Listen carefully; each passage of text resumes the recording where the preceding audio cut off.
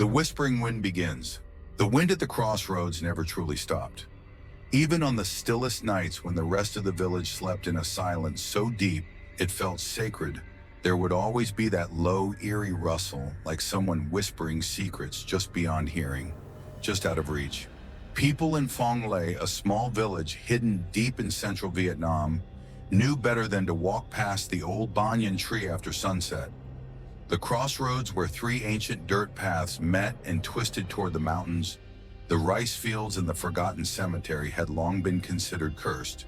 Some said it was haunted by a woman who died waiting. Others whispered that something else lived there, something old and forgotten, something that lured the lonely with soft voices on the wind. But to Lynn, a 17-year-old girl with curiosity sharper than common sense, those were just stories told to keep children in bed. Ghost stories. Her grandmother had 100 of them, and Lynn had heard everyone. The real world, Lynn believed, was filled with exams, missing phone chargers, and the impossible to please Mrs. Tum from the grocery store. Ghosts. They belonged in the dusty corners of folktales and late-night TV shows. Not here, not in the humidity-soaked monotony of village life. It began on the second Thursday of July. The wind came early that night. Lynn had been biking home from her best friend Mai's house, the evening light dimming to that golden haze that made everything look dreamlike. She had lingered too long over bubble tea and whispered talk about college entrance exams. Now she was racing the darkness, pedaling fast to avoid being caught near the crossroads at night. As she neared the old banyan tree, a sudden gust of wind blew against her face, chilling and strange. It wasn't the usual warm, lazy breeze of summer. It was colder, wetter, like it had come from the other side of something. The air carried a sound with it, a voice, or maybe not a voice, but something like it. A hush with shape. Lynn stopped pedaling. She wasn't sure why. Something in the wind had grabbed at her spine, a tug that made her brake suddenly in the middle of the dirt path. Her bike's wheels crunched over gravel. The banyan tree loomed nearby, its long roots crawling into the earth like veins. There was no one around. The rice fields on either side of the road stretched empty and flat. No houses, no lights. Then she heard it again. "Shiro, wait." The word was faint, barely there, but clear enough to make her heart stutter. She turned around expecting to see someone, but the path behind her was just empty air and waving grass. Nothing. "Probably my imagination," she muttered, her voice trying to sound casual. "Mai's ghost stories are getting to me." She got back on her bike and rode the last 2 kilometers home with a speed fueled by something she didn't want to name fear. Her grandmother noticed immediately. "You saw something," Ba Noi said over dinner, squinting at Lynn as she chewed her pickled eggplant with a kind of determined wisdom. Lynn blinked. "I didn't say anything." "You don't have to." Her grandmother's voice was calm, but her eyes had the sharpness of someone who'd seen too much. "Your shoulders are tense, and you're eating your rice with your left hand." Lynn looked down. She was in fact holding the chopsticks awkwardly in her left hand. She quickly switched. "I'm just tired." The wind was loud tonight. Benoit's voice was thoughtful. "They say when the wind talks at the crossroads, someone is about to be called." Called. Lynn's skin prickled. By who? Not who her grandmother said. What? That night, Lynn couldn't sleep. Her window overlooked the narrow road that led to the crossroads. Even though she pulled her curtain tight, she kept imagining the sound of footsteps outside. She told herself it was just the wind rustling the banana leaves. Just the wind. Just the wind. But at 1:13 a.m., her phone lit up with a notification. Not a call, not a text. Just an unnamed app, something she didn't remember downloading, pinging with a single message. "She waits where 3 roads meet." Lynn sat up in bed, heart slamming. She opened the app. The screen turned black. Nothing else, no buttons, no exit. Her phone froze. A minute later, it shut off entirely. She didn't sleep for the rest of the night. The next day at school, Lynn told Mai everything. "You need to go to the temple," Mai said immediately, her face pale. "To do what?" "To cleanse yourself. That place my mom says a girl died there years ago. Something to do with a wedding." Lynn frowned. "A wedding?" Mai leaned in. They say the bride was on her way to meet her groom, but he never showed. She waited and waited until the sun went down. Then she walked into traffic, died instantly. That sounds like an urban legend. It's not, I whispered. My uncle was a cop in Da Nang. He said she was real. Her name was Lei Ti Tam. He said people who hear her voice at the crossroads get drawn back. Drawn back. Mai hesitated. They say she makes you return, night after night, until you see her. Lynn shivered. See her how? Mai lowered her voice further.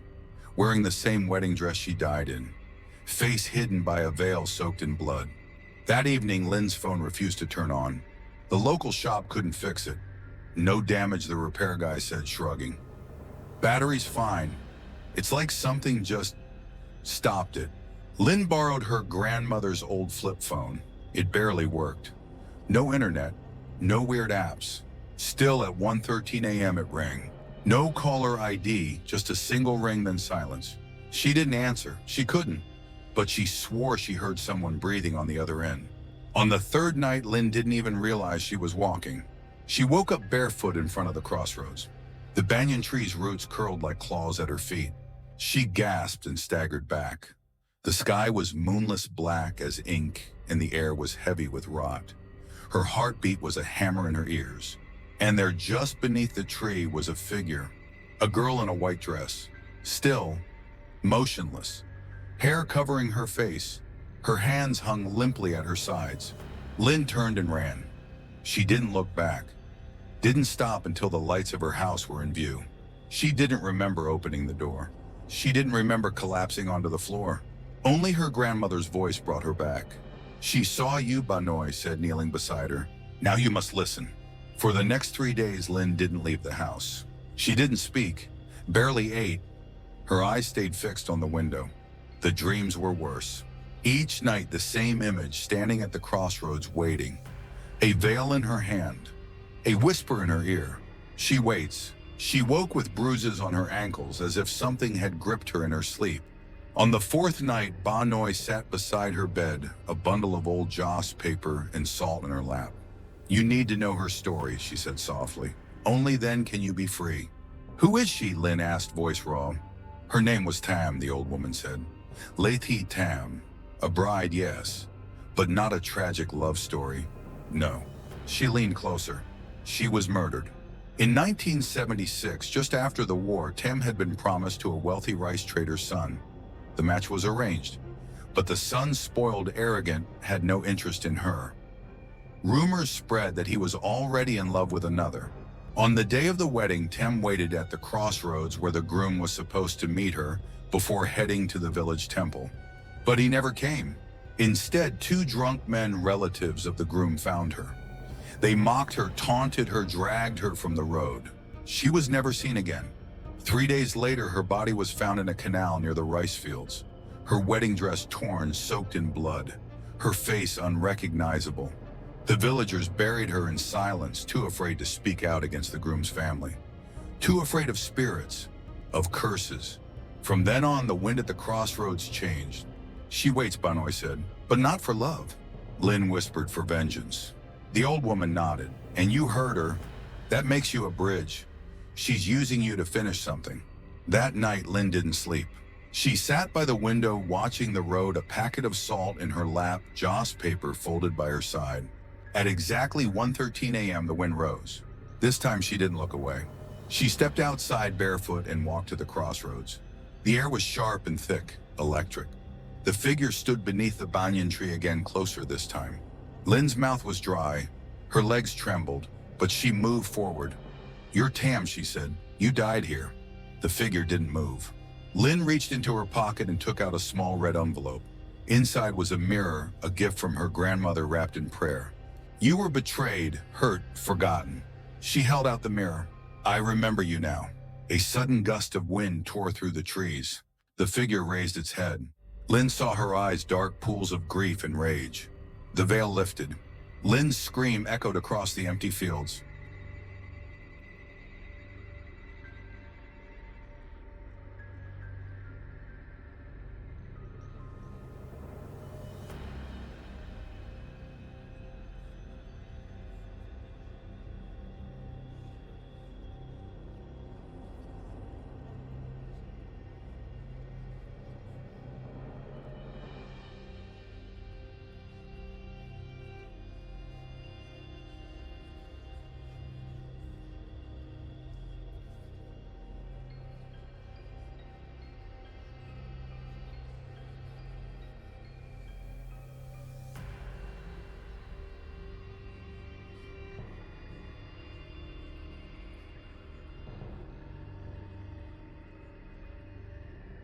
shadows beneath the lantern light. The scream that tore from Lynn's throat was not just fear. It was a release, like something heavy and ancient had climbed into her lungs and screamed with her. The crossroads pulsed under her bare feet. The wind howled around the banyan tree like a storm with no sky. And then, silence. The figure in the wedding dress was gone. Lynn collapsed to her knees, her breath ragged, heart thundering like a war drum. Her hands trembled so violently that the mirror her grandmother gave her slipped through her fingers and cracked on the dirt road. From the broken glass, Lynn thought just for a second she saw a pair of eyes staring back at her. Not her own. She ran. The next morning, Lynn didn't speak. Her grandmother didn't push. But the silence in their small home was thick and strange, like the air just before rain swollen with something waiting to fall. By afternoon, Lynn forced herself to speak. I saw her. Banoy nodded slowly, and she saw you. She showed me her face. That made the old woman's expression change. Not with surprise, but with fear. Then it has begun, she whispered. What has? She's chosen you as her lantern. Lynn stared. What does that mean? The old woman stood, her thin hands trembling as she reached for an old wooden box beneath the family altar. Inside was a bundle of incense-yellowed paper charms and an object wrapped in silk, a red paper lantern. She's been searching for someone who can carry her story, someone who doesn't just see her but remembers. She needs a vessel, a voice.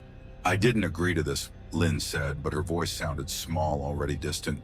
It doesn't matter, Banoy said softly. You saw her. You heard her name. The bond is made. Lynn looked at the lantern. It was old but intact. The paper was covered in characters she couldn't read, hand-painted in black ink that shimmered faintly like it was alive. You must light it tonight, her grandmother said. But once you do, there's no turning back. Lynn hesitated. What happens if I don't? Then she will light it herself, the old woman said. And you will no longer be you. That night, the sky was heavy with clouds. No moon, no stars. The lantern sat in the center of Lynn's small bedroom, unlit. Its red paper skin glowed faintly, even in the dark, as if it was holding some inner fire. She stared at it for hours. At 1:13 a.m., the time that had haunted her for 4 nights now, the wind rose again. But this time it didn't wait outside. It came through the cracks in the wall, through the keyhole, through her skin. Lynn stood and walked to the lantern. Her fingers moved without thought. She struck a match. The moment the flame touched the wick, the lantern came alive. Not just lit, but burning with cold light, casting long shadows across her room. But not her shadows. They moved wrong, bent wrong. She stepped back. Her breath misted in the air, though the night was warm. The lantern pulsed once, and then her room disappeared. Lynn stood in the center of a field. But it wasn't a real place. It was memory. The rice fields were flooded in silver light. Ghostly figures moved in slow motion, men with conical hats, women in aodai, walking paths that crumbled beneath their feet as they moved. In the center of it all stood the crossroads, the banyan tree, and Tem. But this time she wasn't faceless. Her skin was smooth pale and her hair was pinned with red orchids. Her wedding dress fluttered like smoke in a breeze Lynn couldn't feel. Blood still stained the veil, but her eyes, her eyes were unbearably human. Lynn felt pulled forward, the lantern heavy in her hand. Tam turned to her. You've come, she whispered. Lynn nodded. Why me? Because you listen. The memory shifted. The sky darkened. A figure stepped into the light, older male drunk. Tam, where's your precious groom now? He slurred, stumbling toward her. Another man appeared beside him, laughing. She's been stood up, poor thing. Tam shrank back. Lynn tried to move, tried to intervene, but she couldn't. Her feet were frozen. She was trapped in the memory. The men grabbed Tam's arms. She struggled, screamed. One of them slapped her so hard her head snapped sideways. They dragged her toward the trees. Nolan screamed, stop, but no one heard. The memory dissolved into darkness. And then came the whisper like fire crackling too close to the skin. You see now, you know. Lynn fell to the ground, the lantern dimmed. She woke in her bed. The lantern was cold but still lit. The shadows had returned to normal. But she knew now they were not hers. They were hers. The next morning, Lynn told Mai everything. To her surprise, Mai didn't laugh, didn't call her crazy. Instead, she pulled a folded piece of paper from her backpack. I asked my aunt about Tam, she said. She's the town archivist. On the paper was a faded photograph. A young woman in a wedding dress, eyes full of light. It's her, Lynn whispered. And this, Mai said, unfolding another sheet, is the name of the two men who disappeared after the war. They were the groom's cousins. Everyone assumed they fled to the south. They didn't flee, Lynn said. They murdered her. Mai swallowed. Then why did their family say they moved away? Because they were hiding something. Because the truth is buried. Lynn looked out the window toward the crossroads. She wants justice. That evening, Lynn returned to the banyan tree. The lantern swung in her hand, its red glow casting trembling shapes on the ground. She stood at the center of the crossroads and spoke aloud. Tem, I know who hurt you. I want to help. The wind responded, not harsh this time, but sad, like a sigh. The tree branches shifted, and a bundle dropped at Lynn's feet. She bent down. Inside was a strip of cloth, old, blood-stained, and a name embroidered into the fabric. Ting. Lynn's heart froze. That was the name of Mai's great-uncle. When she told Mai, her friend turned pale. No, that can't be right. My family, my mom, she said he moved to Mytho after the war. Did she ever talk about why? Mai shook her head. They sat in silence. Then Mai stood. I'm going to ask my mother. The confrontation didn't go well. Mai's mother slammed the door in her face when she asked about Uncle Tin. You don't dig up old bones, she snapped. Especially not those that have already cursed this family once. Mai was shaken. She's hiding something. Lynn looked at the lantern, still glowing faintly even in daylight. We're all hiding something, but Tam is done waiting. That night, the lantern pulsed again. This time, Lynn didn't see fields or memories. She saw a house small, crumbling near the edge of the village, and in the window, an old man's face. His eyes were filled with fear. When she woke, Lynn knew where to go. She and Mai stood outside the house at sunrise. The old man who opened the door walked with a cane. His hands shook, but his eyes recognized Lynn instantly. You're her, he whispered. You carry her light. Are you Fen Van Tin, she asked. He looked down. I was. What did you do to Teman? He didn't speak, just turned and walked inside. They followed. His house smelled of mold and regret. On the wall was a single photograph, 3 young men in army uniforms. One of them was him. Another looked like the man in Tam's memory. I didn't touch her, he said quietly, but I didn't stop them, and that makes me guilty. He sat down slowly. She screamed, begged. I laughed. We were drunk, stupid. We thought it was funny. Mai's voice shook. And then you killed her. We didn't mean to. We just wanted to scare her. But when Quan pushed her, she hit her head. So much blood. Lynn's hands curled into fists. You buried her, lied. We were cowards. You let her wait all these years. Ting nodded, and she never stopped. Lynn placed the lantern on the table. It flickered brighter. She's watching you now. The old man didn't flinch. I know, I see her every night. Tears filled his eyes. Tell her I'm sorry. A gust of wind blew through the house. The lantern flame danced, and in the corner shadows gathered. Lynn didn't stay to watch what happened next. She and Mai walked home in silence. By the time they reached Lynn's house, the lantern had dimmed. That night it didn't glow at 1:13, but Lynn didn't sleep. She knew it wasn't over. Not yet. Because Tam wasn't just waiting for an apology. She was waiting for truth.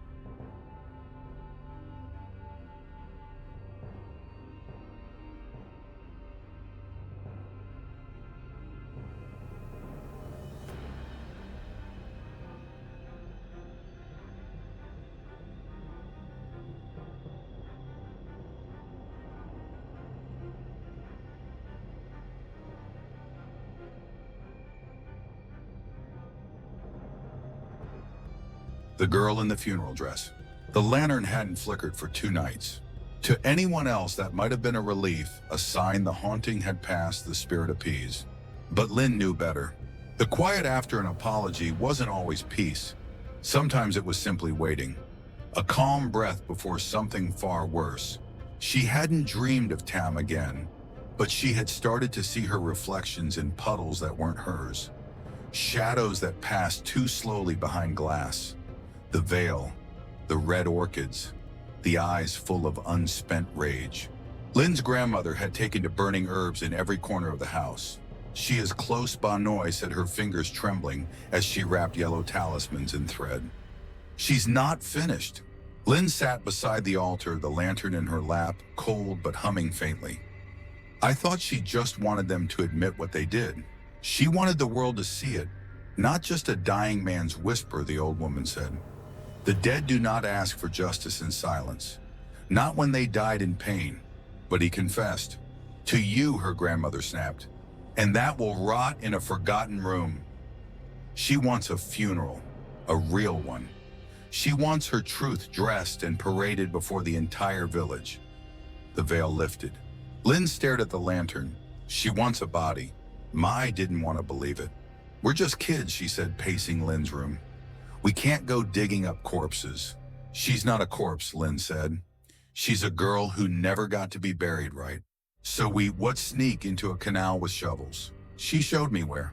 My frozen. Lynn reached into her bag and pulled out a drawing. It was a crude sketch done in pencil of a mangled banyan root and a half-collapsed fence post near the edge of the old rice fields, long since overgrown. Mai swallowed hard. You saw this in a dream. No, in the lantern. They went at dawn. The path was half swallowed by weeds. The fields were damp from last night's rain.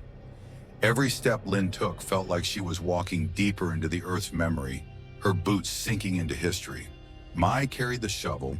Lynn carried the lantern. It glowed now, not brightly but steadily, guiding them. When they reached the spot beneath the twisted banyan, Lynn stopped. Here. Mai hesitated. You sure? The lantern flared once. They dug. It didn't take long. The smell hit first metallic sorrel, then cloth. White turned gray with age. Ribbons of it tangled in roots. Bone beneath it. A crumbled skull. The dress was still there, torn but recognizable. And around the neck, faded beads. Wedding beads. Mai fell to her knees. Oh, God. Lynn stared down at the remains. Her breath shook. She's still here. Suddenly, the wind kicked up hard. Dirt flew. The lantern's flame turned blue. And a figure appeared at the tree line. Thiembo. The veil was gone now. Her face, pale and delicate, was streaked with tears that weren't wet. Her mouth moved, but no sound came. Then she pointed to the road, to the village, to where she should have been buried. The pagoda sat at the highest point of Fonglei, overlooking the rice terraces like a silent judge. Its bells hadn't rung in years until that night. When Lynn walked up the stone steps with Tom's remains wrapped in white cloth, the wind rose again, and the bell swayed. The monk who opened the gate looked at her like he'd seen a ghost. I need to give her a proper funeral, Lynn said. Her name was Lei Thi Tam. He said nothing, only stepped aside. The ritual took hours. Lynn and Mai knelt beside the cloth-wrapped bundle while the monk chanted. Smoke from the incense curled toward the rafters, curling into the shapes of birds' hands' eyes. The lantern rested at the altar's base. Its light pulsed in rhythm with the monk's voice. At the end, he looked at Lynn. She's no longer angry, he said, but she's still here. Was he? She still waits. Frin? For what? His eyes flicked toward the doorway. To be seen. The next day, Lynn made a choice. She took the cracked mirror from her desk, the one that had first shown Tom's eyes, and packed it in a box with the dress beads and a copy of the confession Mai had written down from Uncle Tin. She went to the village community board and nailed the box beside the lantern she'd drawn on paper. People stopped, read, whispered. By nightfall, the village was buzzing. By morning, everyone knew. And that night at 1:13 a.m., the wind rose. Lynn didn't wake up screaming this time. She rose calmly, picked up the lantern, and walked to the crossroads. The banyan tree stood still. The earth was quiet. Then she appeared. Tam.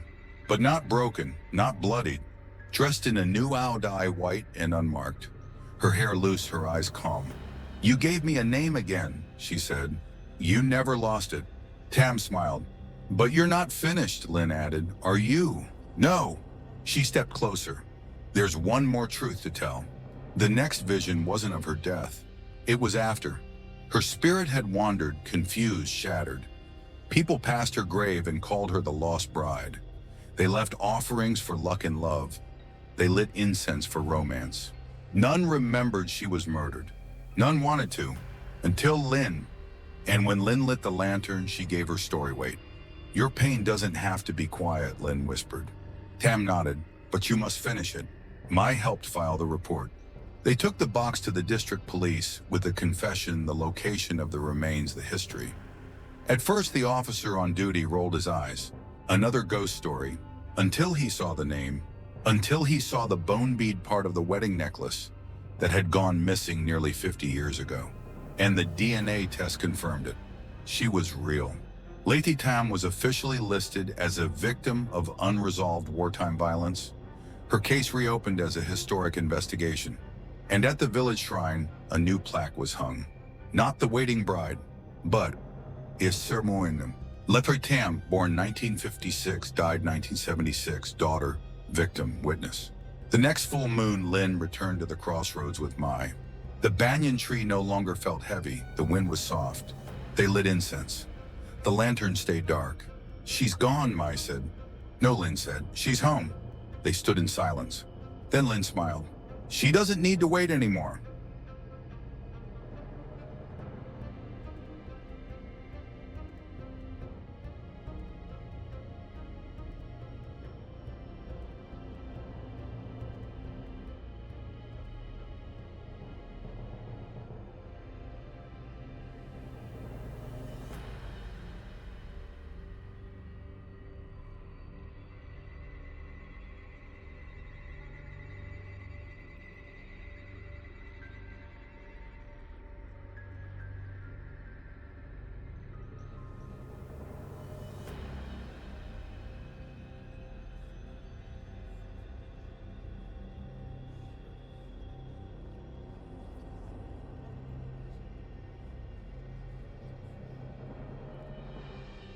Screams at the stroke of midnight.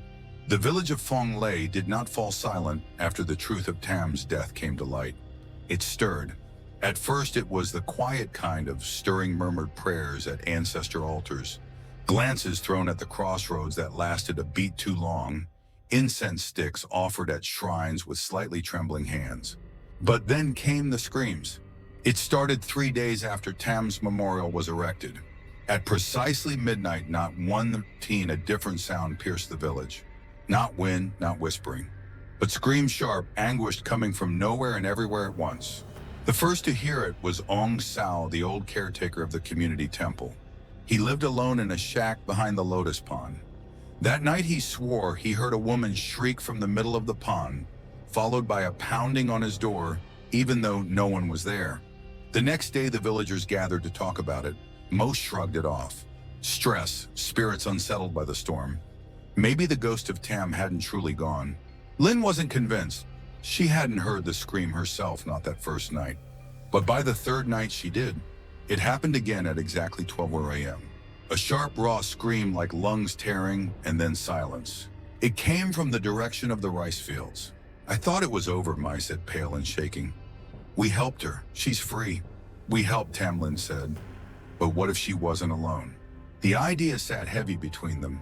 Mai looked up. "You mean there are more?" Lynn nodded. "What if the crossroads doesn't just hold her story? What if it holds others?" Lynn returned to her grandmother, who was already burning protective incense before she could speak. "You heard the scream," Banoy said, not looking up. "They're waking now. They waiting. The forgotten, the wronged." Tim was the first voice you answered, but not the only one who's been calling. Lynn sat beside her. "How many?" Her grandmother exhaled slowly. "Enough to fill the field with weeping." That night, Lynn stayed awake, lantern in hand. It hadn't glowed since Tam's release. Now it felt heavier, different. She stared out the window. 11:58, 11:59. Midnight. The scream came not just one, but three layered over each other, twisted and painful, like voices struggling through water. And the lantern flared, bright red, hot in her hands. Lynn gasped and dropped it, but it didn't break. Instead, it hovered slightly above the floor, its paper sides rippling as if caught in a storm that only it could feel. She leaned forward. From inside, she heard voices. Faint, cracking, but words. She's not the only one. We wait too. They buried us in silence. We were drowned in lies. The flame flickered violently. Then a name. Knock knock. Lynn woke the next morning with that name echoing in her head. She skipped school. Instead, she went to the old archives in the district office, a small room filled with moldy papers and underpaid clerks who didn't care what a teenage girl was looking for. It took hours, but eventually she found it. A newspaper clipping from April 1968. Girl found dead in river, accidental drowning ruled. The girl's name was Ngo Ngok, age 16. Lynn read the article 3 times. The official story: Ngok had gone missing after an argument with her father. Her body was found 3 days later in the river near the northern rice paddies.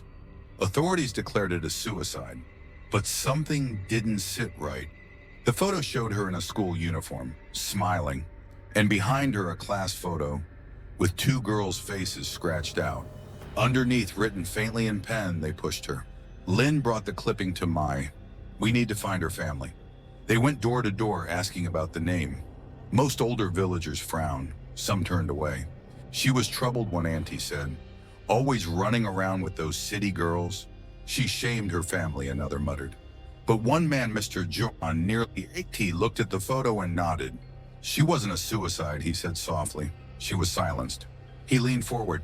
She got pregnant. Her father beat her. Her friends tried to help her run away, but someone stopped her. She tried to tell.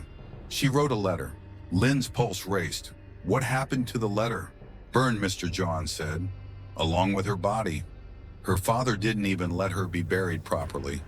He took her ashes and dumped them in the same river. Lynn felt sick. Why? Because he was the one who got her pregnant. That night the screams came again, but this time they had shape. Lynn looked out her window at midnight and saw a girl dripping wet, her long black hair clinging to her skin, her school uniform torn at the shoulder. She stood in the middle of the road facing Lynn's house. Then she lifted one hand, pointed, to the river. By morning, Lynn and Mai had made up their minds. They walked to the northern paddies, the place the article had mentioned. The river ran sluggish, now green with algae choked with reeds. But the lantern lit anyway, red against the fog. It led them to a bend in the riverbank, hidden behind tall grasses. There, buried beneath a rotting bamboo pole, was a stone marker. No name, just a date, scratched faintly. Crossroads, 61, Ngok's death. Mai knelt beside it. She's here. Lynn touched the lantern. And she wants to be heard. The school where Ngok once studied was still standing barely. Now abandoned, its windows broken, the chalkboard stained with mildew. Lynn walked the empty halls until she found the classroom from the photo. On the far wall beneath, layers of dust someone had carved into the wood. I told them. They didn't listen. And beneath that, I'm still here. The lantern pulsed once. And then faintly behind Lynn, a voice whispered, thank you. The screaming stopped that night, but only for a moment. At midnight, it started again. Not Ngok, a different voice. This time, Lynn saw a man. Not old, not young. His clothes were military. His mouth was open in a silent scream. And in his hand, what remained of it was a photograph burned at the edges. Lynn woke with ashes on her pillow. The lantern's flame was green. The next story waited. The next scream had come. And Lynn knew, the Crossroads didn't belong to one ghost. It belonged to all of them. Every soul forgotten, every cry unheard. And now, one by one, they were all screaming at the stroke of midnight.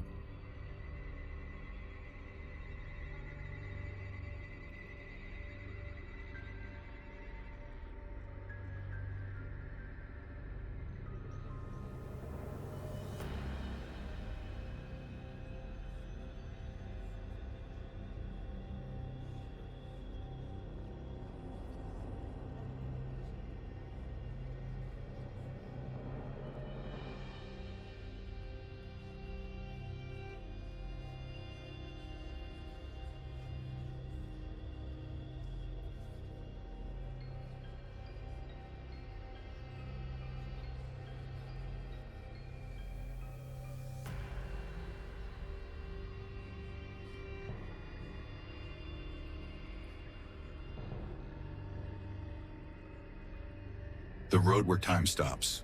Lin no longer feared midnight. She anticipated it. The village of Fong Lei had become a map of echoes, each crossroad, each whispering wind tied to a tragedy long buried. The lantern she carried no longer needed oil. It burned on its own, alive, growing heavier with every secret it absorbed. She hadn't slept properly in weeks. Now the dreams came, whether her eyes were open or shut. The latest vision began in silence. A road old and cracked stretching out through a forest that shouldn't exist. Everything was still, trees frozen, mid-sway, birds mid-flight. Even the wind seemed paused. In the center of the road stood a sign half-rotted. Zhongtat Li Tran, closed since 1971. A detour, one that never reopened. Lin had never heard of it. But the next morning her grandmother placed a trembling hand over Lin's. "You saw it, didn't you?" she whispered. "The road where time stopped." Benoit had never spoken of the detour. It had been sealed before Lin was born, after a convoy of 5 trucks vanished without a trace in the middle of the night during the last days of the war. No wreckage, no bodies. Just radio silence and 5 grieving families told to keep quiet for national security. But Lin's grandmother knew the truth. "I lost my brother on that road," she said quietly. "He was the last truck." Lin's breath caught. "And you think they're still there?" "They were never let go," her grandmother said, eyes clouded. "Not by the land, not by the ones who died screaming. Some roads don't forget." That night the lantern flared again. The light this time was a cold metallic blue. It pulsed not with anger but with urgency. Lin touched the glass, and suddenly she saw through someone else's eyes. A man, young, military fatigues, sweat dripping down his temple as he clutched the steering wheel of a muddy supply truck. His hands trembled, but not from fear.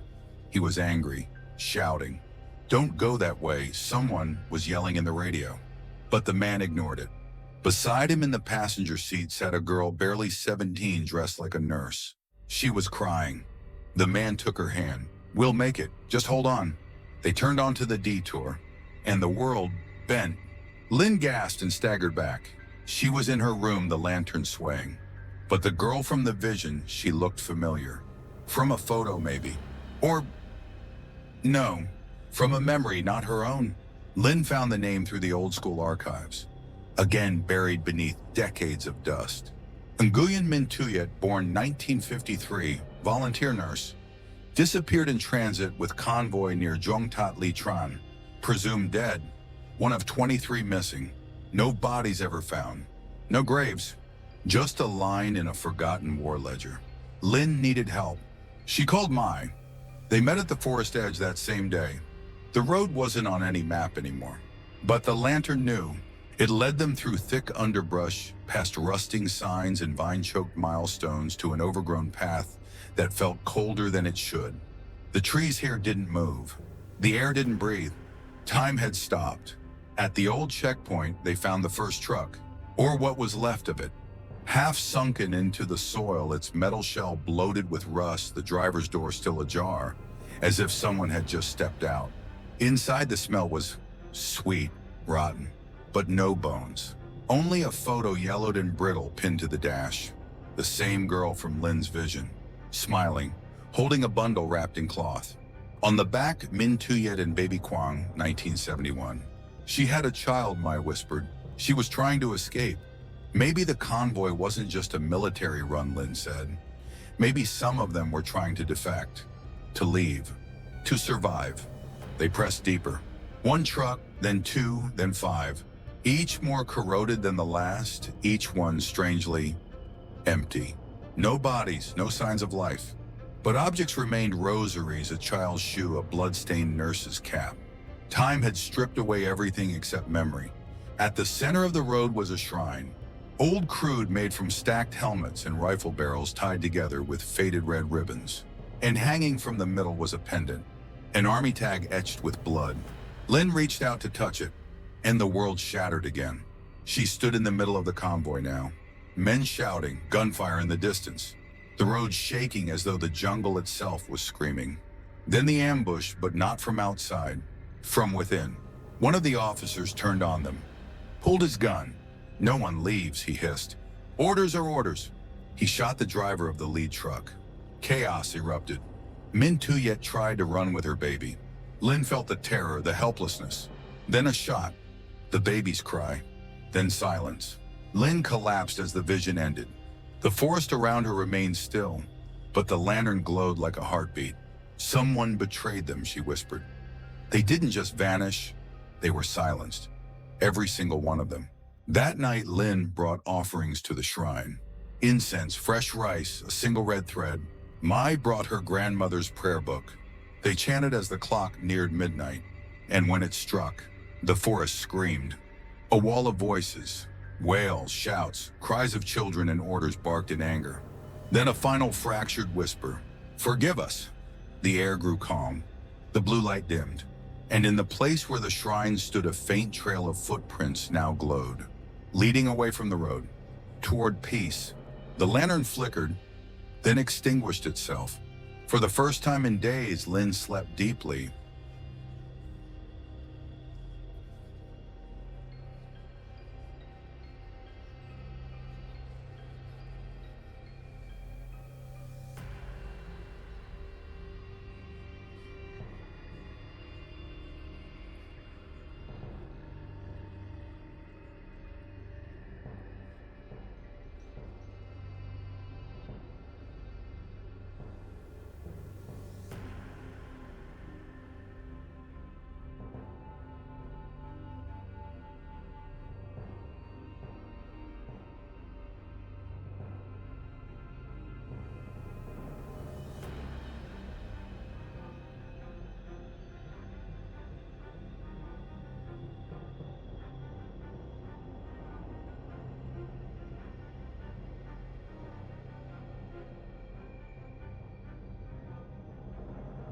Offerings left at the wrong place.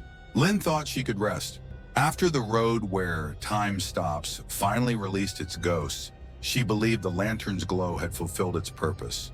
That maybe, just maybe, she had brought peace to those who had waited too long in the shadows. But she was wrong. 3 days later, the smell returned.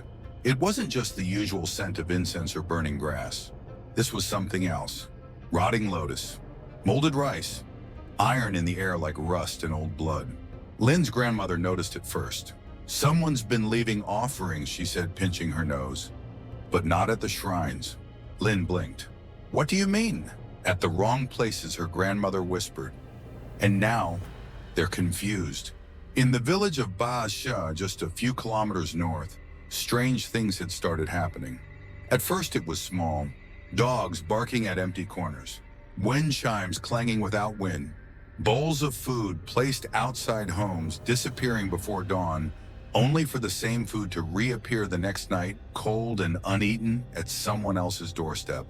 Then came the whispers, then the knocking, then the crying, always at 3:00 a.m., always from the wrong direction. Lin and Mai went to investigate. They followed the trail of rumors, offerings, and scent, each more twisted than the last.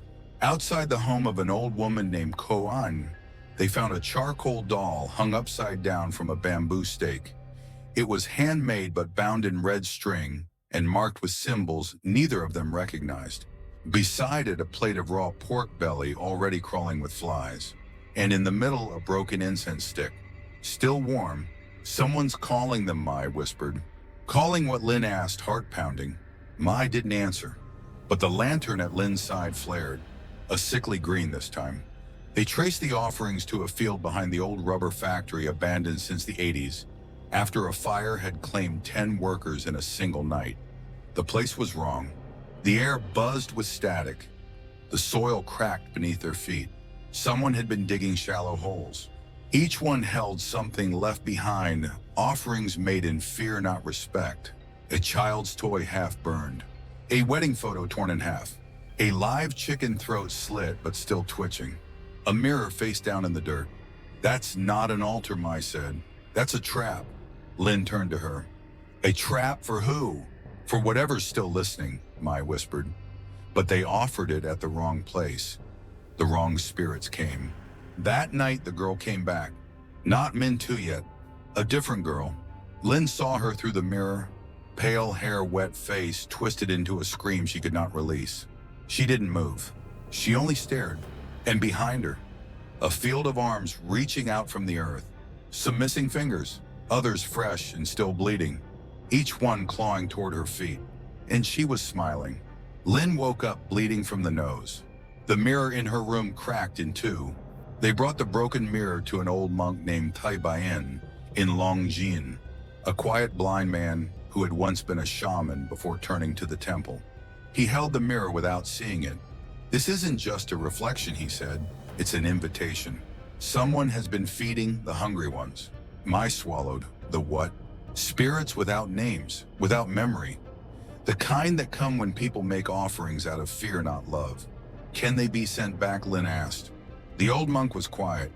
"They don't go back," he said at last, "but they can be starved." That night they returned to the rubber factory with one goal: to erase the altar, to stop the feedings. The lantern guided them, but something had changed. It no longer burned with warmth or even urgency. It pulsed with warning. The shadows clung to them. Every step closer to the altar felt like wading through molasses. Whispers filled their ears, names that didn't belong to them. Memories that weren't theirs. A wedding, a betrayal, a woman weeping blood at a funeral. None of it real. All of it ancient. At the altar, the mirror was gone. In its place, the girl, from the vision. Standing barefoot, her eyes black, Pitt's hands dripping wet. And around her, dozens of others. No faces, no sounds. Only twitching fingers and crooked necks. And the offerings all fresh. Still steaming. Still warm. "Why are you feeding them?" Lynn shouted. The girl cocked her head. "They remember me," she said in a voice like cracked glass. "No one else does." Mai stepped forward. "This isn't your place," she said. "These aren't yours to call." "But they came," the girl said, smiling wide. "I left my heart in the wrong place, so I took theirs." She held up her hand, and something moved beneath the soil. A hand broke through the dirt. Then another. Then dozens. The ground writhed like a heartbeat, and the air filled with the sound of gasping, as if hundreds of lungs inhaled at once. The girl turned her eyes to Lynn. "You took them from the road," she whispered. "Now I'll take them back." The spirits lunged. Lynn screamed, holding the lantern high. The green flame burst out, forming a wall of light around them. But the shadows slammed against it again. The girl shrieked, her form splitting, cracking like a mirror under strain. And from her mouth poured names. Hundreds. Thousands. Each name a curse. Each name an echo. Mai shouted the monk's chant. Lynn joined in. The lantern blazed with gold. The spirits howled. And the altar shattered. The silence that followed was unbearable. The girl was gone. The offerings reduced to ash. The field, still. But as Lynn and Mai staggered out, the lantern glowed one last time, this time a faint red. And etched into its base, a single line appeared. Not all roads are meant to be closed. The next morning in a town, one district over a new offering appeared outside a school. 3 bowls of rice, 3 sticks of incense, and a small broken mirror. Cycle had begun again.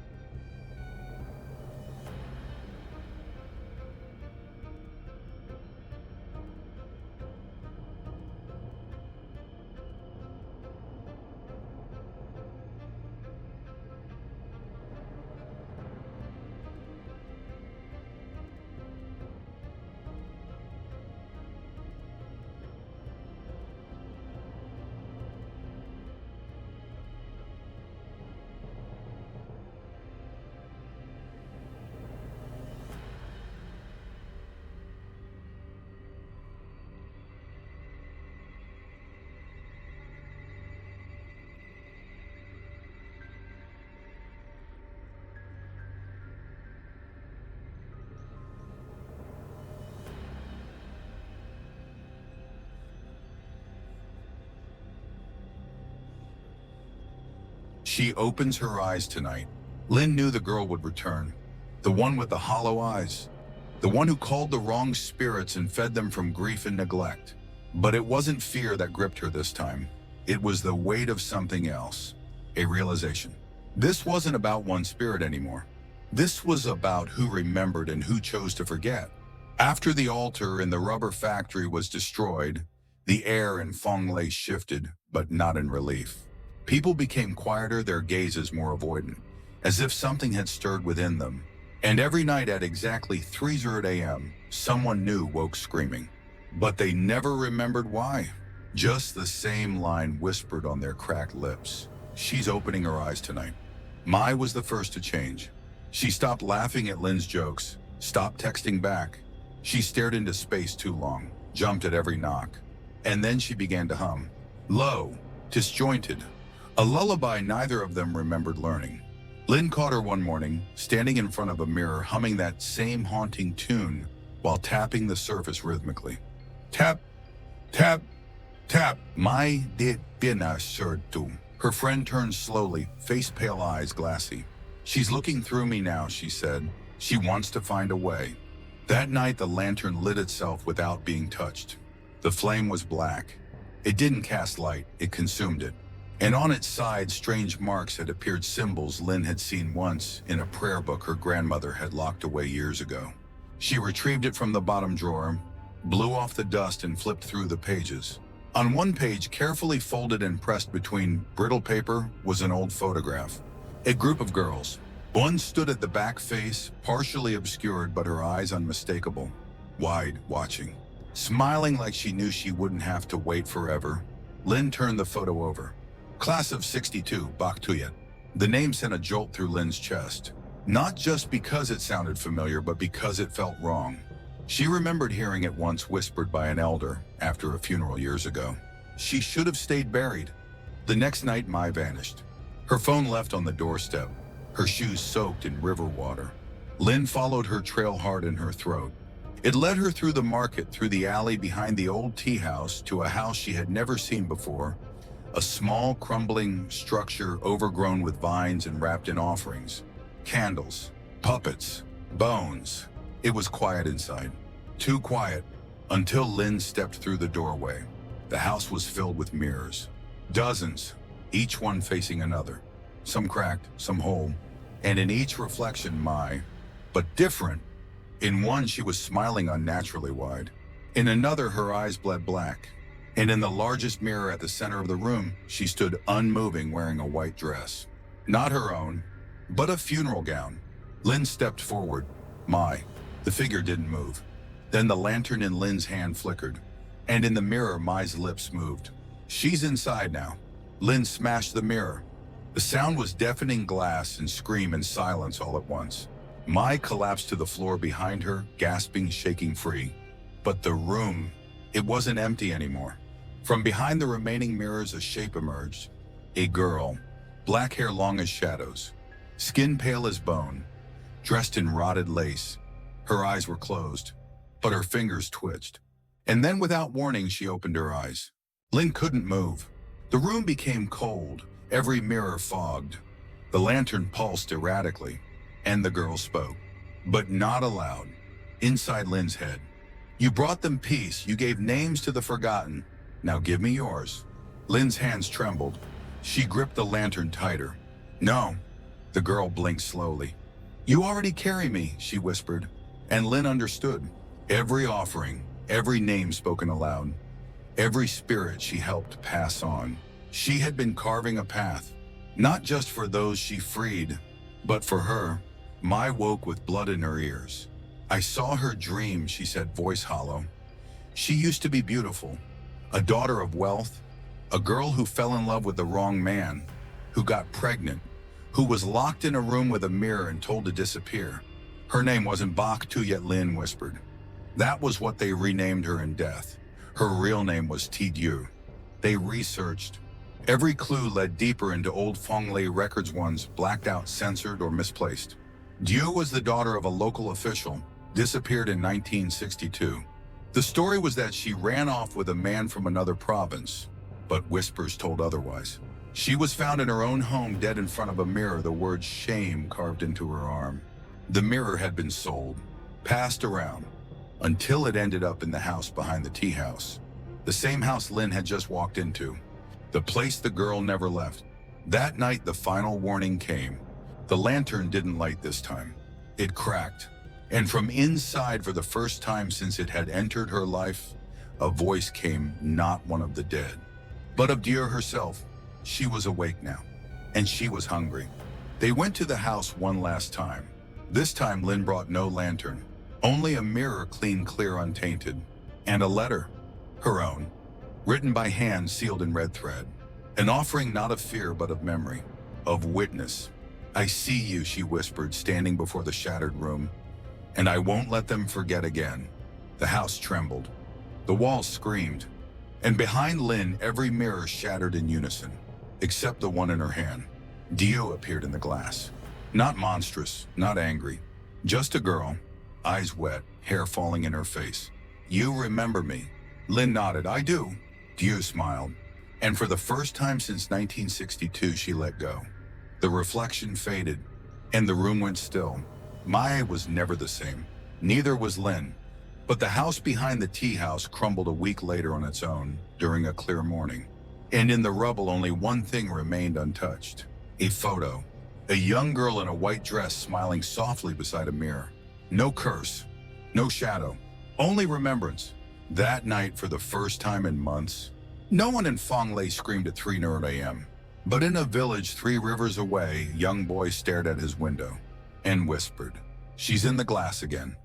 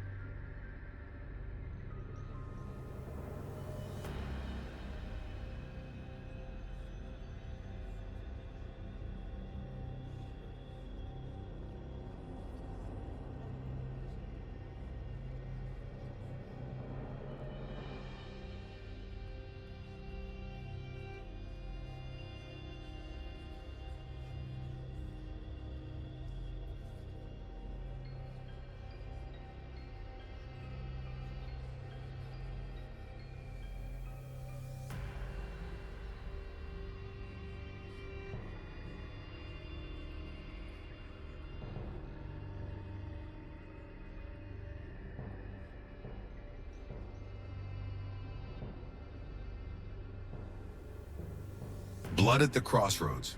They said once a spirit has been remembered, it sleeps again. But Fonglei knew better. Because remembering one doesn't mean the others stay forgotten. Especially those buried in the wrong place. Especially those whose blood stains the soil where 4 roads meet. It began again, not with screams but silence. A market worker found a goat slaughtered in the middle of the crossroads before dawn, its neck slit clean, eyes wide open. No tracks. No footprints. Only red string wrapped around its hooves, in a single word scrawled in blackened ash. Trey returned. Lynn tried to ignore it. After Dieu passed on, she and Mai distanced themselves from the whispers, the hauntings, the rituals. But something was shifting again. Mai's dreams returned. Only now the girl wasn't there. The voices were dozens, hundreds, low, chanting, and always ending the same way. She bled where the roads kissed. Now so shall you. They went to see Ba Sao Fenglei's oldest living medium. She hadn't spoken to anyone since her own daughter was found drowned in 1998, mouth filled with earth. But when Lin and Mai entered her shrine room, the old woman looked up, eyes milky, hands shaking. She's opened the gate, Baso rasped. But you didn't seal the blood. Lin blinked. We helped her cross. We lit the path. No. Basao pointed a cracked fingernail at Lin's chest. You opened the path. And then she handed Lin a map, drawn by hand, ancient, ink smudged and browned with age. 4 lines intersecting. A name at the center, Ngantu Huyet Blood Crossroads. Mai whispered, it's real. Basao didn't answer. Instead, she lifted a charm from her chest-twined teeth and something that looked like human hair. Take this, she said, and do not go at night. But Lin and Mai went anyway, because the map had changed.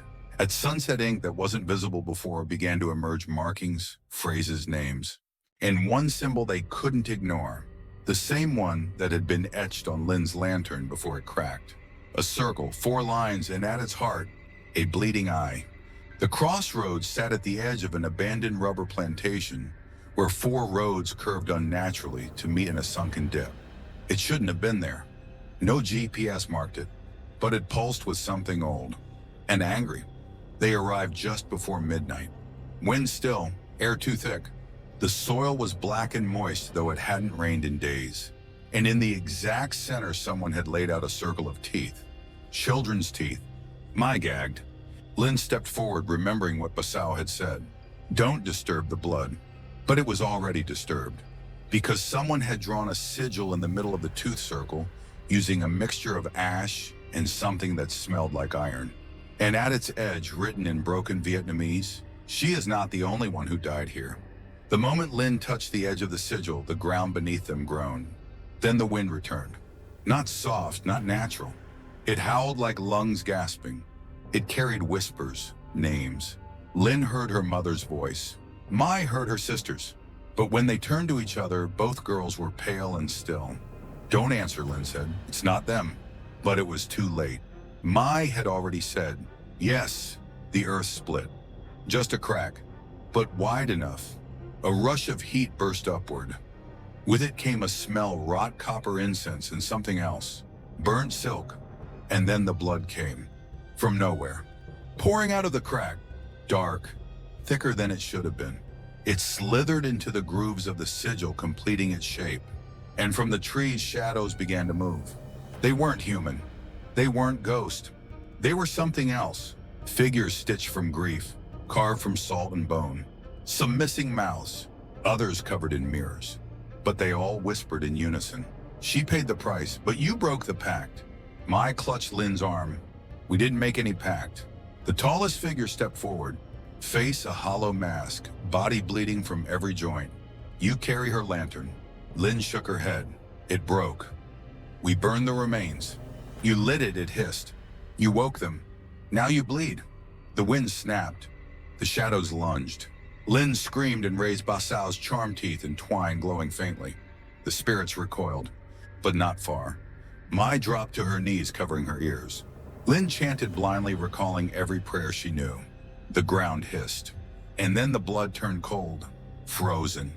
The crack sealed, and the figures froze mid-step as if caught between dimensions, then shattered into smoke. Silence. Again, but not peace. Because something had changed in Lynn, she could feel it under her skin. The charm still glowed, but it was burning her palm. She dropped it and it hissed on the earth, melting like wax.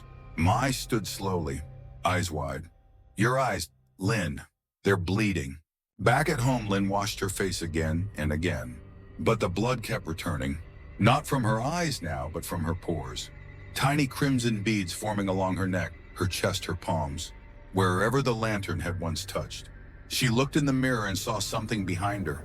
Not Dieu, someone else. Smaller, bent, older, lips sewn shut, holding a blade carved from wood. Mai found an old story online, a legend buried in an archived form about rural ghost myths. It spoke of a crossroads keeper, a being older than any single spirit. Not a ghost, but a warden, assigned to guard the boundary between the seen and the unseen. Fed only by blood spilled at Crossroads. Its eye had been buried centuries ago beneath a tree that no longer stood. But when that eye bled, the door opened, and it never opened alone. Lynn was chosen, not to lead spirits, but to host the keeper's eye. She had lit the lantern. She had named the dead. She had fed the path. And now it saw through her. Basao summoned them one final time, her hands shaking worse than before. You've awakened the Crossroads curse, she whispered. It is old and patient. It feeds not just on blood, but on choices. What do we do? Lynn asked. Basao looked away. You must give it a name, one it cannot carry, one it cannot take. Mai frowned. A living name. The old woman nodded. Only the living can seal the dead. That night, Lynn walked alone, back to the Crossroads. She carried no charms, no offerings, only a letter, and her name written on it, but not hers alone. She wrote both. Lingmei, Sursa Surya. At the center, she dug with bare hands until her nails cracked. The earth bled again, but softer this time. She buried the letter deep, whispered her name. then whispered it again, until the wind stopped and the blood turned clear. For days nothing happened. Then the market flowers bloomed out of season. Then the dog stopped barking at shadows. Then Ba Sao passed away in her sleep, and in her hand a burned string of teeth and hair. But peace didn't last, because something else moved into the village weeks later. A boy, 12 alone, from another province, and he brought with him a lantern, old, blackened, cracked. And when Lynn saw it, her heart dropped, because on its side was carved a single phrase: "She waits at the crossroads."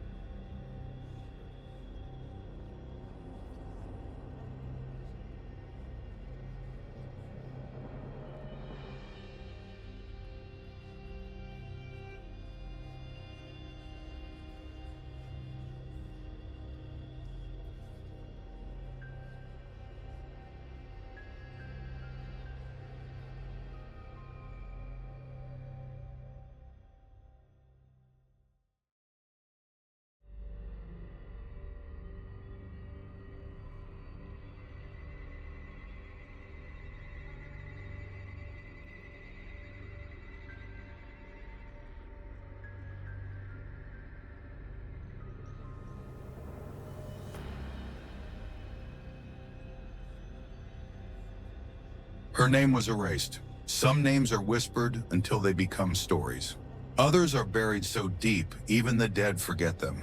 But what happens when a name is not just forgotten, but erased? The boy with the cracked lantern said nothing when he arrived. He showed up at Fong Lei's orphanage one morning, carried in by a riverboatman who claimed to have found him floating alone on a raft made of bamboo and prayers. No parents, no records, no voice, only that lantern. Heavy, black, carved with words too old to translate. When asked for his name, the boy simply looked down at the lantern, clutching it like a lifeline. Lynn was the first to visit him. She didn't want to. She had tried to put the crossroads behind her. The dreams had quieted, the whispers faded. But when she saw the boy on the bench outside the orphanage, lantern cradled in his lap like a wounded bird, she knew. It wasn't over. "Where did you get it?" she asked softly, kneeling before him. The boy looked up, eyes pale, unfocused. Too old for someone so young. He opened the lantern's base, revealing a slip of yellowed parchment tucked inside. Lynn reached for it. He didn't stop her. The paper was brittle, fragile, but still legible. One phrase scrawled in faded ink. Her name was erased. We were not allowed to speak it. Mar found the records first, buried beneath a flood-damaged section of the provincial archives in a sealed box marked Exorcisms, 1945-1958. Inside were photos, newspaper clippings, pages of ritual transcripts, and one faded report. Subject female, estimated 19 years of age. Name redacted by priest request. Notes, subject spoke in unknown tongue. Violent fits when placed near mirrors. Diagnosis, possession. Action taken, burial without rites. Name struck from community roll per church instruction. Location, crossroads of Lac Long and Layman Truk. Outcome, inconclusive. Records sealed under ecclesiastical authority. Lynn stood outside that very crossroads the next day. It had byn paved over long ago. A laundromat now stood where the girl had been buried, without name, without last rites, without mourning. Beneath a slab of concrete. And the boy. He stood beside Lynn silently. When the wind shifted, he pointed at the ground, then mouthed a word. Lynn didn't hear it, but she felt it, like a chill behind her ribs. That night she dreamed of a well, not stone but teeth, dozens of them layered in spirals down into the dark. And from the bottom a single voice rising, "If I do not exist, why do you remember me?" She woke gasping, the sheets soaked, the air thick with the scent of old incense. At her window 3 birds were perched, all dead, eyes gone. And on her mirror, though she hadn't written it, appeared a phrase, "Itusin of the Rasazumim to Stern." Say it or I will. Lynn and Mai tried everything. Candles, salt lines, seals. Nothing worked. Because this wasn't a haunting. It was a return. Not of a person, but of a truth denied. Of someone who had been erased, not just from life, but from memory. The moment Lynn tried to speak the erased girl's name out loud, her throat tightened. Her tongue went numb. She wrote it. The paper burned in her hand. She typed it. The letters vanished one by one. Even the sound refused to live.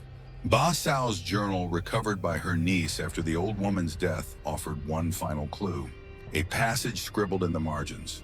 There is one who cannot be named because her death was forbidden. A soul unspoken is a soul unended. If you want to release her, give her a name she was never given.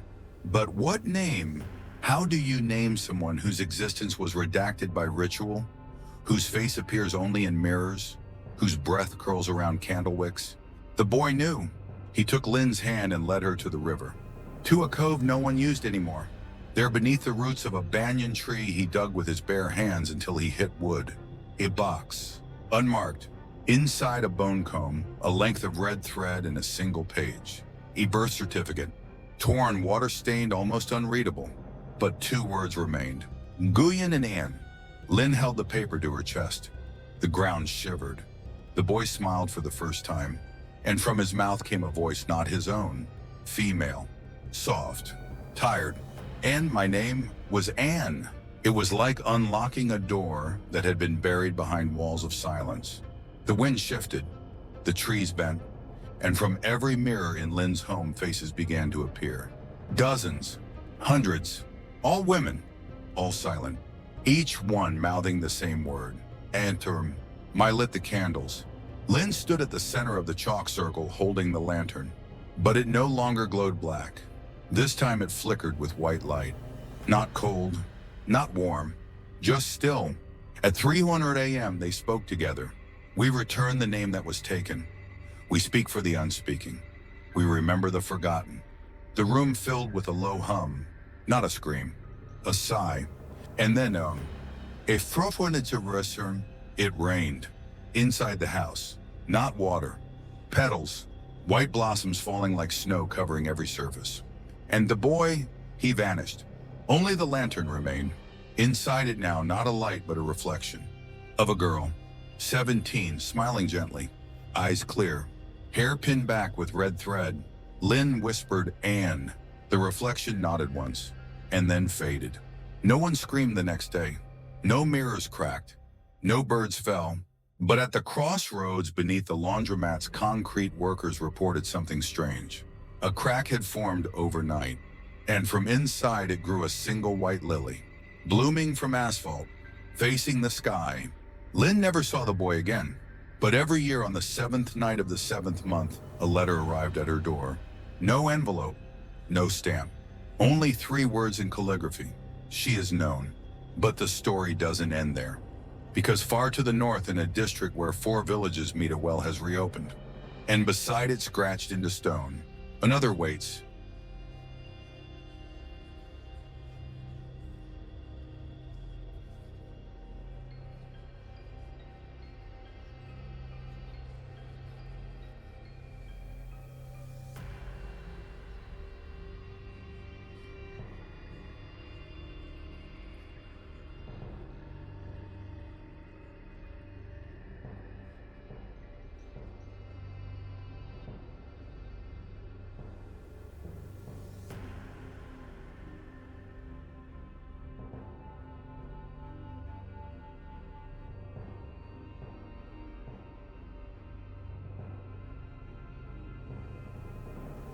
Never say her name again. There are names we whisper to feel brave, and then there are names we don't say, not because we fear what they mean, but because we know they're still listening. It's been a year since Lynn spoke the name. A year since, and the girl who was erased was finally remembered. Since the lantern boy vanished. Since the petals rained. But some things Lynn realized don't end when the story ends. They just change shape. The first omen was the stray dog. Black fur, white tipped tail, and 3 eyes. It appeared at her doorstep on the first night of Ghost Month. Didn't bark, didn't move, just watched, its 3rd eye wet blood. The second omen was the static. Every mirror in Lynn's apartment began to hum. Not loudly, just enough to feel like someone was whispering a prayer you couldn't understand. And then one morning, every screen, her phone, laptop, even her unplugged TV flickered on, and displayed one line: never say her name again. She unplugged everything, burned incense, salted the windows, but the message reappeared scrawled on her steam bathroom mirror the next morning. And her dreams, they weren't of Anne anymore. They were of others, shadowed girls with no eyes, mouths full of moths, and one with no face at all, just a mask of red ink dripping. Mai was the first to break. She hadn't even said the name, but she had thought it, sitting alone in her darkroom, developing the last roll of film she took of the Crossroads. In the final photo where there should have been an empty street, a figure had appeared. A girl in white, hair soaked, neck bent at an impossible angle, smiling. Mai went silent for 3 days. When she finally spoke, it was just 2 words. It's not her. The third omen was the child's song. Children in Lynn's apartment building began humming it without knowing where it came from. Lullaby, soft, off-key, sinister. If you say her name again, she'll come walking filled with rain. Say it thrice, she wears your skin. Say it more. She pulls you in.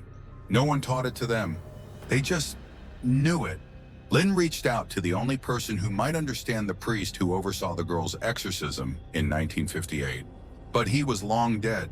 However, his granddaughter, now a nun at a hidden convent in the north, agreed to speak. They met in silence. The nun's first words chilled Lynn to the bone. We didn't erase her name. We erased the thing that took it. She laid out what the church never disclosed. The girl called Anne had not been possessed. She had been replaced. Something where her voice mimicked her memories, even cried in her mother's arms. But it wasn't her. The villagers knew. They saw the signs, the fog that never lifted, the shadows that walked at noon, the grave that bled salt. They didn't bury Anne. They buried the thing that looked like her. And they erased the name because that's how you lock it in place. Without a name, it couldn't leave. But Lynn, she gave it one. I set it free, Lynn asked, voice barely a whisper. The nun looked down. No, you gave it permission.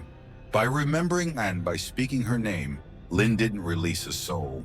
She invited the mask, the one who had waited at the crossroads for decades, feigning sorrow, feigning victimhood, until someone kind enough, naive enough, gave her a story again. And now the mask had begun to feed. It started with the children, the same ones who sang the song. They stopped sleeping, said they dreamed of the girl under the water. Their drawings changed. Smiles upside down, eyes gone. In every picture, the same name written in blood-red crayon. No. Then the mirrors cracked, all at once. Every home on Lynn Street. At exactly 2:14 a.m., she went back to the crossroads where the laundromat had stood. It had burned down. The fire inspectors called it an electrical fault, but survivors said otherwise. They'd heard singing in the pipes, and the dryers spun without power. One man who escaped said, I looked in the mirror and saw myself smiling, but my mouth kept moving even when I screamed. Lynn called Mai. No answer. She visited. Mai's darkroom door was locked. From the inside, she broke it open. The room was empty. Only a photo remained pinned to the wall. It showed Lynn asleep in her bed. Someone had taken it from inside her room. At the bottom, in shaky black ink, she's in your skin now. Lynn ran. She didn't know where to go. Every person she met wore her face. Not literally, but somehow she saw herself reflected in their eyes. Their smiles curved wrong, like masks that had been forced to fit. She checked into a monastery in the mountains. No mirrors, no phones. Only chanting, fasting, and dreams carved from silence. She lasted 2 days. On the third, a novice entered her cell, face blank, voice soft. Someone sent you a letter? The envelope was red, inside a torn piece of Lynn's journal, written in her own handwriting. But she'd never written it. Say her name again and you become her. That's all she wants. A story to wear, a voice to echo. The monks buried the letter under salted stone. But that night, Lynn woke to find the word Anan carved into her palms, over and over, as if someone had taken a needle to her skin while she slept. She fled. She didn't even pack. Just ran barefoot down the mountain trail, whispering prayers she didn't believe anymore. By the time she reached the village below, dawn had broken. But it wasn't sunlight that greeted her. It was fog, thick, wet, heavy. And from within it, humming. That damn lullaby. She turned to run, but the path behind her was gone. Only Crossroads remained. 4 paths. No signs. No sounds but the humming. And then she saw it. Her own reflection, standing at the center of the crossroads, smiling, wearing her clothes, but with eyes too wide and mouth too full of teeth. Lynn screamed, "No, I gave you peace. I gave you a name." The reflection stepped forward. Its voice was hers, but deeper, older. "You gave me skin." The lantern boy appeared, or maybe a memory of him. He held the black lantern again. It flickered, then died. He looked at her not with pity but warning, then vanished. The girl, the mask opened her mouth. Inside, Lynn saw not a tongue but a spiral of faces. The children's. Her own. All whispering, "Never say her name again." Lynn fell to her knees, and for the first time didn't speak. Didn't plead. She reached into her coat, pulled out the final seal from the nuns' convent, a circle of threads woven with ash. She wrapped it around her neck, then closed her eyes, and said, "I unname you." The fog recoiled. The reflection screamed. Its skin began to blister burn peel. Names poured from its mouth, thousands each, a soul it had worn. The earth split. The crossroads cracked, and Lynn felt herself falling not down but inward, into her own name. When she woke, she was home, safe. No fog, no mirrors, no humming. The lullaby had ended, and her hands, unmarked, May returned a week later, hollow-eyed, thin but alive. They didn't speak of what happened, but they burned every mirror in the house.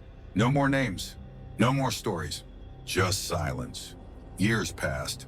Lynn moved away, started over, never spoke of the crossroads again, never told stories again, until one day a child knocked on her door, holding a lantern and humming, very softly, "If you say her name again, she'll come walking filled with rain." Lynn smiled gently, took the lantern, lit it, then whispered to the child, "We don't say her name anymore." And for now, that was enough.